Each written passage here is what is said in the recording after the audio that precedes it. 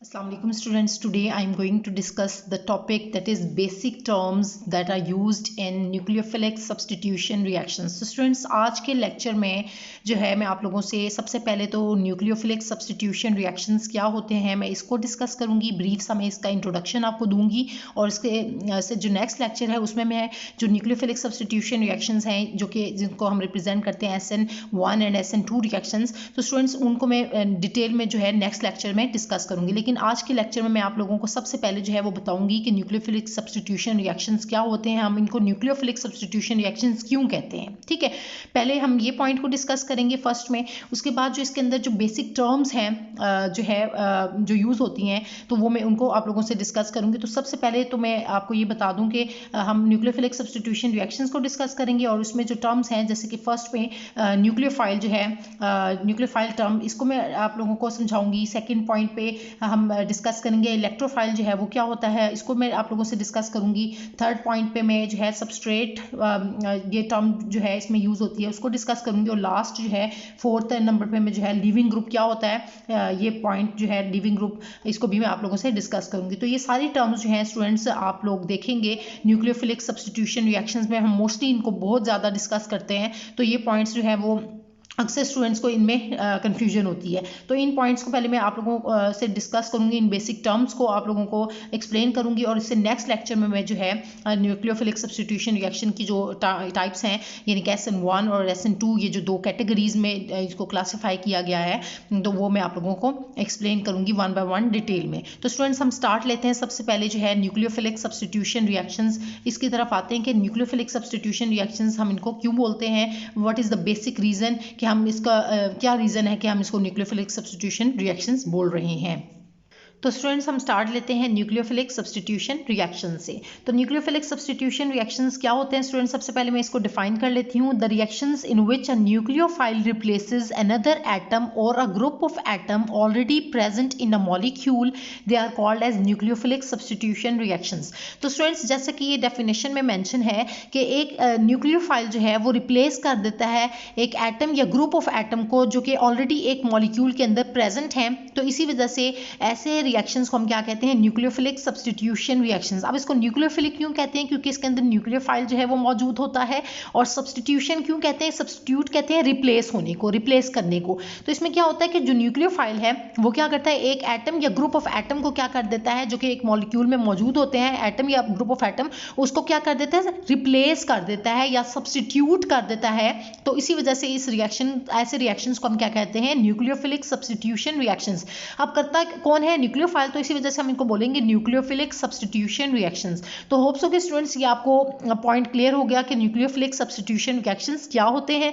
अब मैं इसको जो है वो एक जनरल एग्जांपल में मैं आपको देके बताती हूँ कि हम कैसे जो है वो न्यूक्लियोफिलिक सब्स्टिट्यूशन रिएक्शंस जो है वो प्रोसीड करते हैं। तो सबसे पहले आप देख रहे हैं कि स्टूडेंट्स ये एक न्यूक्लियोफाइल जो है वो आपको रिप्रेजेंट किया गया है कि न्यूक्लियोफाइल को हम NU नेगेटिवली चार्ज जो है नेगेटिव चार्ज से या लॉन पेयर ऑफ इलेक्ट्रॉन इसके ऊपर होता है तो हम इस तरह से रिप्रेजेंट करते हैं। तो ये अभी मैं आपको टर्म भी बताऊंगी कि न्यूक्लियोफाइल क्या होता है। लेकिन अब देखें स्टूडेंट्स कि न्यूक्लियोफाइल जो है यहाँ पर इसको मैंने आपको बताया कि न्यूक्लियोफाइल को हम रिप्रेजेंट करते हैं NU के ऊपर नेगेटिव चार्ज होता है या लॉन पेयर भी इसके अंदर मौजूद होते हैं, लॉन पेयर की फॉर्म में भी होता है ये।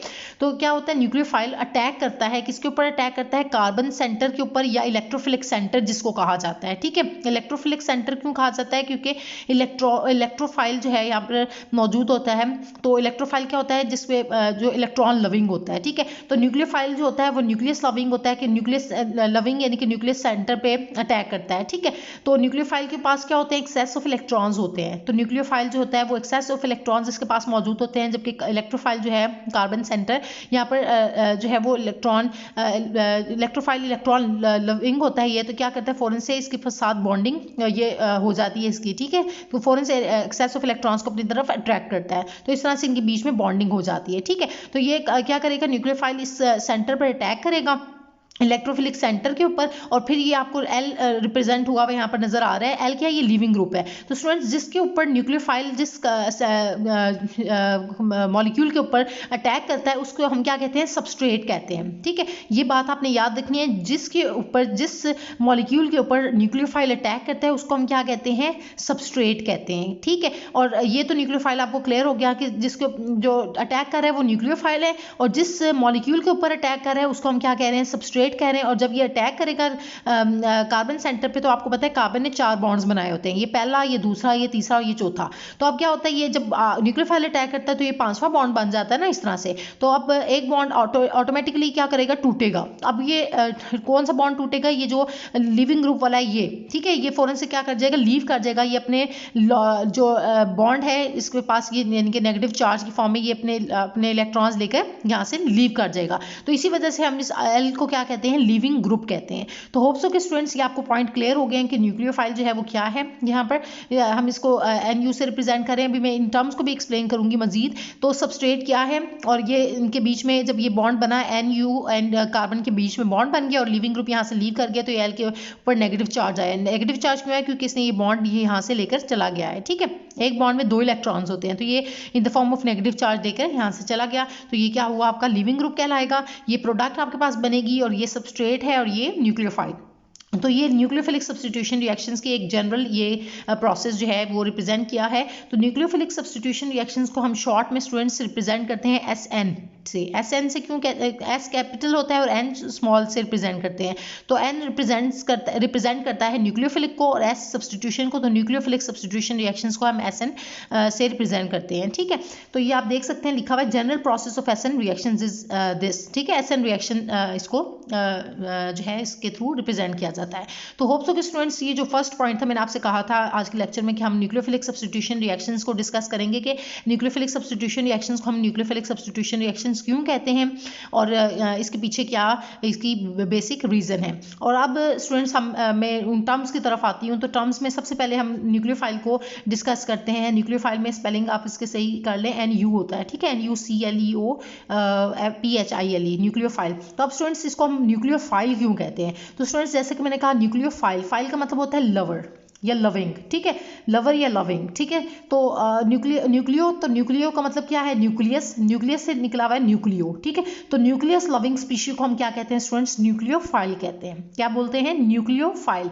जो न्यूक्लियस लविंग स्पीशी होती है उसको हम क्या कहते हैं? न्यूक्लियोफाइल कहते हैं। ठीक है, so species in search of a positive charge is called a nucleophile. और दूसरी टर्म में हम ये भी कह सकते हैं जिसको तलाश होती है पॉजिटिव चार्ज की। तो आप देखें कि मैंने भी आपको बताया कि न्यूक्लियोफाइल के ऊपर नेगेटिव चार्ज होता है। ये क्या होता है? नेगेटिवली चार्ज होता है, या इसके पास लॉन पेयर ऑफ इलेक्ट्रॉन्स होते हैं, या न्यूट्रल भी हो सकता है। ठीक है, न्यूक्लियोफाइल जो है that may be negatively charged, it contains lone pair of electrons, और इट मे बी न्यूट्रल। ठीक है, तो ये आपने याद रखनी है बात। तो ये जो कि नेगेटिव चार्ज होता है, तो ये किस तलाश में होता है? पॉजिटिव चार्ज की तलाश में होता है। ठीक है, आप ये भी कह सकते हैं, या पॉजिटिव जो सेंटर है न्यूक्लियस के ऊपर की सर्च में होता है। ठीक है, so species in search of a positive charge हम इसको क्या कह रहे हैं? न्यूक्लियोफाइल कह रहे हैं। ये आपकी आसानी के लिए जो है आपको बताई जा रही है ये term. So it has a lone pair of electrons available for bonding और हैज़ अ नेगेटिव चार्ज। तो ये जैसे कि मैंने भी आपको बताया कि जो भी स्पीशी आप इस रिएक्शन में देखेंगे जिसके ऊपर जो है वो नेगेटिव चार्ज मौजूद होगा, वो क्या होगी? आपके पास न्यूक्लियोफाइल होगी। और जिसके ऊपर पॉजिटिव चार्ज होगा वो आपके पास क्या होगा? इलेक्ट्रोफिलिक सेंटर होगा, या इलेक्ट्रोफाइल आप उसे बोलेंगे। ठीक है, so it has a lone pair of electrons. Nucleophile में क्या होता है? लॉन पेयर ऑफ इलेक्ट्रॉन्स मौजूद होते हैं, या फिर ये बॉन्डिंग के लिए, या फिर ये नेगेटिवली चार्ज होती है, या लॉन पेयर ऑफ इलेक्ट्रॉन्स या फिर नेगेटिवली चार्ज। ये दो बातें आपने याद रखनी है। एक क्या कि लॉन पेयर ऑफ इलेक्ट्रॉन्स होंगे, या फिर इसके पास नेगेटिव चार्ज होगा। ये दो चीज़ें होंगी। अगर इन दोनों में से एक भी चीज़ हो तो हम क्या कहेंगे कि वो क्या होगी? स्पीशी न्यूक्लियोफाइल कहलाएगी। एंड इन मोस्ट केसेस क्या होती है? It is basic in character होती है। बेसिक क्यों कह रहे हैं हम? क्योंकि बेस क्या करती है? जैसे प्रोटॉन को एब्स्ट्रैक्ट करती है, तो क्या है कि बेस पे लॉन पेयर ऑफ इलेक्ट्रॉन भी होते हैं अक्सर, तो इसी वजह से हम कहते हैं कि most cases it is basic in character. ठीक है, तो होप सो कि स्टूडेंट्स ये आपको जो टर्म है न्यूक्लियोफाइल वो आप लोगों को क्लियर हो गई है। अब इसी के ऑपोजिट हम क्या करते हैं? जो है इलेक्ट्रोफाइल को देखते हैं। तो इलेक्ट्रोफाइल के अंदर क्या होता है?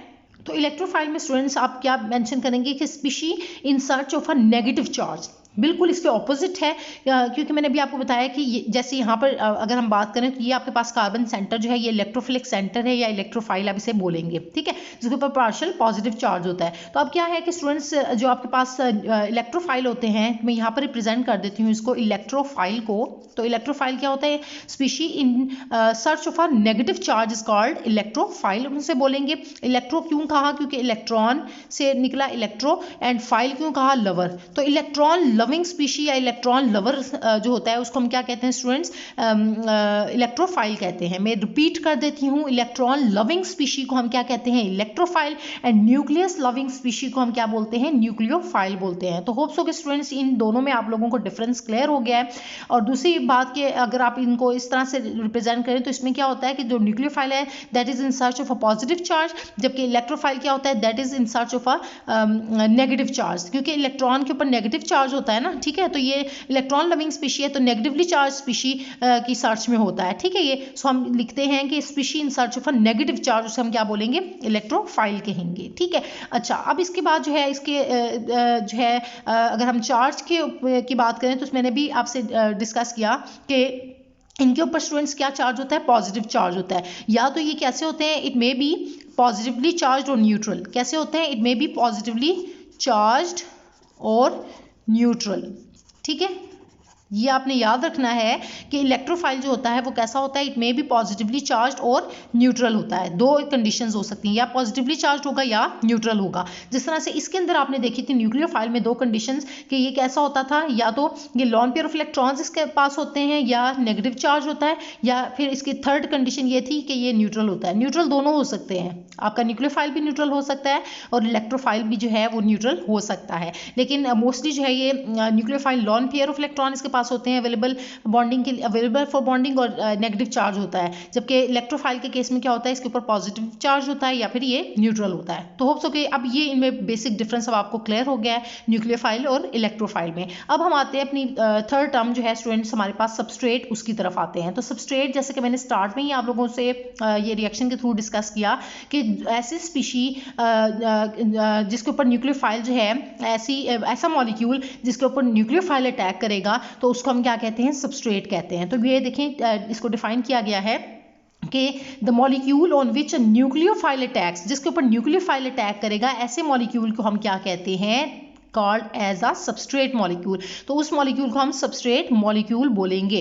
तो होप्स हो स्टूडेंट्स ये टर्म भी आपको क्लियर होगी है कि सबस्ट्रेट क्या है, और इसको आप जो है ये एग्जांपल के थ्रू, ये जनरल एग्जांपल जो आपको दी गई है इसके थ्रू आप अंडरस्टैंड भी कर रहे हैं कि ये देखें ये मॉलिक्यूल है, कोई भी एक मॉलिक्यूल है जिसके ऊपर न्यूक्लियोफाइल अटैक कर रहा है। तो इसी वजह से स्टूडेंट्स इसको हमने क्या नेम दिया है, सबस्ट्रेट का नाम दिया है। तो अब ये तीन टर्म्स हम लोगों ने अंडरस्टैंड कर ली हैं। अब स्टूडेंट्स में अपनी फोर्थ जो है टर्म जो कि लिविंग ग्रुप है उसको मैं आप लोगों से डिस्कस करने जा रही हूँ।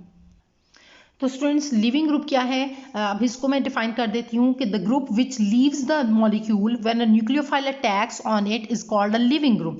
तो जब भी न्यूक्लियोफाइल जो है वो आके अटैक कर रहा है उस मॉलिक्यूल के ऊपर, ठीक है, जैसे कि ये सबस्ट्रेट मॉलिक्यूल था, तो यहाँ पर देखें स्टूडेंट्स न्यूक्लियोफाइल ने जब अटैक किया तो यहाँ से लिविंग ग्रुप जो है वो लीव कर रहा है, ठीक है। अब सवाल पैदा होता है कि पहले तो आपके माइंड में ये क्वेश्चन आना चाहिए, या अगर नहीं आया तो आप देखें कि वो क्या क्वेश्चन आना चाहिए था कि लिविंग ग्रुप जो है वो लीव क्यों कर रहा है, what is the basic reason कि ये लीव कर रहा है, क्यों ये लीव कर रहा है, ऐसी क्या कंडीशन पड़ गई कि ऐसी क्या कंडीशन बनी कि इसको लीव करना पड़ा, ठीक है। तो इसको पहली बात कि लिविंग ग्रुप ये लीव कर रहे थे, इसी बेसिस पर हम इसको लिविंग ग्रुप कहते हैं, ठीक है। So the group which leaves the molecule, जो कि मॉलिक्यूल को लीव करेगा when a nucleophile attack on it, जब न्यूक्लियोफाइल इस पर अटैक करेगा तो उसको हम लिविंग ग्रुप कहते हैं। ये तो आपको बात समझ आ गई है, लेकिन अब ये क्वेश्चन आपके माइंड में आना चाहिए कि जो न्यूक्लियोफाइल जब इस पर अटैक कर रहा है तो लिविंग ग्रुप क्यों लीव कर रहा है, न्यूक्लियोफाइल ऐसी क्या न्यूक्लियोफाइल ने इसके ऊपर जो है कंडीशन बन गई है कि लिविंग ग्रुप को लीव करना पड़ा है, ठीक है। तो अब स्टूडेंट्स होता ही है कि आपके पास जो न्यूक्लियोफाइल होता है वो स्ट्रॉन्गर होता है, ठीक है। जब स्ट्रॉन्गर न्यूक्लियोफाइल आ जाता है तो फिर क्या करता है लिविंग ग्रुप को, मतलब ये लिविंग ग्रुप जो है वो क्या है, इससे इस न्यूक्लियोफाइल से, यानी कि जो स्ट्रॉन्गर न्यूक्लियोफाइल है उससे अगर ये वीक है तो फिर क्या करेगा कि फौरन से इसको लीव कर जाएगा, ठीक है। तो इसी वजह से न्यूक्लियोफाइल स्ट्रॉन्ग होने की वजह से ये लिविंग ग्रुप क्या कर जाता है, आसानी से लीव कर जाता है, ठीक है। ये होप सो कि आपको पॉइंट क्लियर हो गया है। So it is also called as a living nucleophile, इसी वजह से हम इसको लिविंग न्यूक्लियोफाइल भी कहते हैं। एक तो ये स्ट्रॉन्गर न्यूक्लियोफाइल था और ये जो लीव कर रहे हैं तो ये भी लिविंग जो है लिविंग ग्रुप या लिविंग न्यूक्लियोफाइल हम इसको बोलेंगे, ठीक है। तो ये होप्स हो के स्टूडेंट्स आपको पॉइंट क्लियर हो गए हैं। अब हम आते हैं कि एसएन रिएक्शंस में स्टूडेंट्स अगर हम देखें तो आपके पास जो इनकमिंग न्यूक्लियोफाइल है, जैसे मैंने अभी आपसे डिस्कस किया कि अगर इनकमिंग न्यूक्लियोफाइल जो है वो स्ट्रॉन्गर है देन लिविंग न्यूक्लियोफाइल, तो अब क्या होगा कि फिर ये न्यूक्लियोफिलिक सब्स्टिट्यूशन रिएक्शंस जो हैं वो होते हैं। तो क्या होगा कि इसके अंदर जो लिविंग ग्रुप्स हैं वो दो तरह के होते हैं, एक होते हैं गुड लिविंग ग्रुप्स, एक होते हैं पुअर लिविंग ग्रुप्स। अब आपके पास गुड लिविंग ग्रुप्स, इनको लिविंग ग्रुप्स को बेसिकली हम लोगों ने कैटेगराइज कर दिया दो क्लासेस में। एक होते हैं गुड लिविंग ग्रुप्स जो कि आसानी से लीव कर जाते हैं, और एक होते हैं पुअर लिविंग ग्रुप्स जो कि इतनी आसानी से लीव नहीं करते क्योंकि उन्होंने बहुत अच्छा स्ट्रॉन्ग बॉन्ड बनाया होता है सबस्ट्रेट मॉलिक्यूल के साथ, तो इसी वजह से वो आसानी से लीव नहीं करते, तो हमने उनको कह दिया पुअर लिविंग ग्रुप्स। तो होप्स हो कि ये डिफरेंस भी आपको क्लियर हुआ कि गुड लिविंग ग्रुप्स कौन से हैं कि जो आसानी से लीव कर जाते हैं हम उनको गुड लिविंग ग्रुप्स कहते हैं, और जो आसानी से लीव नहीं करते हम उनको क्या कहते हैं, पुअर लिविंग ग्रुप्स कहते हैं। तो स्टूडेंट्स गुड लिविंग ग्रुप्स कौन से हैं आपके, आपके पास क्लोराइड है, ब्रोमाइड है, आयोडाइड है, और इसके बाद जो है वो बाइसल्फेट है, HSO4 नेगेटिव, इसको हम बाइसल्फेट कहते हैं, ठीक है। तो स्टूडेंट्स ये सब जो है वो आपके गुड लिविंग ग्रुप्स हैं, ठीक है, ये आप आसानी से निकल जाते हैं या आसानी से लीव कर जाते हैं, इसी वजह से हम इनको गुड लिविंग ग्रुप्स कहते हैं। अब आपके पास पुअर लिविंग ग्रुप्स की कैटेगरी भी आ जाती है कुछ, वो है आपके पास OH नेगेटिव हाइड्रोक्साइड आयन, ये पुअर लिविंग ग्रुप पे आ जाता है। इसके अलावा OR नेगेटिव, ये एल्कोक्साइड आयन इसको हम बोलते हैं, तो ये भी पुअर लिविंग ग्रुप में आ जाता है। और NH2 नेगेटिव अमाइड जो है ग्रुप जो है ये भी आपके पास जो है पुअर लिविंग ग्रुप में आ जाता है। तो ये स्टूडेंट्स तीनों एग्जांपल जो है वो पुअर लिविंग ग्रुप्स की हैं। अब इसमें स्टूडेंट्स एक नोट आपको नीचे ये मेंशन किया गया है कि नोट क्या है कि आयोडाइड आयन जो है that is a good nucleophile as well as a good living group. तो इसमें आप लोगों ने याद रखना है कि आपका ये जो आयोडाइड आयन है ये बहुत ही इंपॉर्टेंट है, ये एक MCQ भी आ जाता है कि आयोडाइड आयन जो है वो क्या है, गुड न्यूक्लियोफाइल है, गुड लिविंग ग्रुप है या गुड इलेक्ट्रोफाइल है, ये क्या है। तो आप लोगों ने पहली बात याद रखनी है कि ये इलेक्ट्रोफाइल नहीं है। क्यों नहीं है, क्योंकि इसके ऊपर पॉजिटिव चार्ज नहीं है। ये जो नेगेटिव चार्ज वाले होते हैं मोस्टली क्या होते हैं, मैंने आपको बताया था कि ये न्यूक्लियोफाइल होते हैं। तो आयोडाइड आयन जो है वो गुड न्यूक्लियोफाइल है। गुड न्यूक्लियोफाइल क्यों है, क्योंकि आसानी से जो है वो अटैक भी कर लेता है और as well as a good living group, और फौरन से ये लीव भी कर लेता है, ठीक है। सो इसी वजह से हम इसको good nucleophile as well as a good living group कहते हैं। तो होप्स हो कि स्टूडेंट्स आज के जो लेक्चर है उसके जो मेन पॉइंट्स थे, फर्स्ट में न्यूक्लियोफिलिक सब्स्टिट्यूशन रिएक्शंस हैं, उसको इसकी बेसिक टर्म को हम लोगों ने अंडरस्टैंड करना था। इसके बाद जो है इसमें जो बेसिक टर्म्स आ रही थी nucleophile, electrophile, substrate and living group, तो इन सब टर्म्स को मैंने आप लोगों को एक्सप्लेन किया। तो होप्स हो कि ये सब पॉइंट्स आपके क्लियर हो गए हैं। इसके बाद स्टूडेंट्स में नेक्स्ट लेक्चर में आप लोगों से जो है वो न्यूक्लियोफिलिक सब्स्टिट्यूशन रिएक्शंस जो है SN1 एंड SN2 रिएक्शंस, उनको प्रॉपर मैकेनिज्म के साथ आप लोगों से डिस्कस करूंगी। तो होप्स हो कि स्टूडेंट्स आज के लेक्चर में आप लोगों को कोई डिफिकल्टी नहीं है, और अगर आपको कोई इसमें कोई पॉइंट क्लियर नहीं हुआ,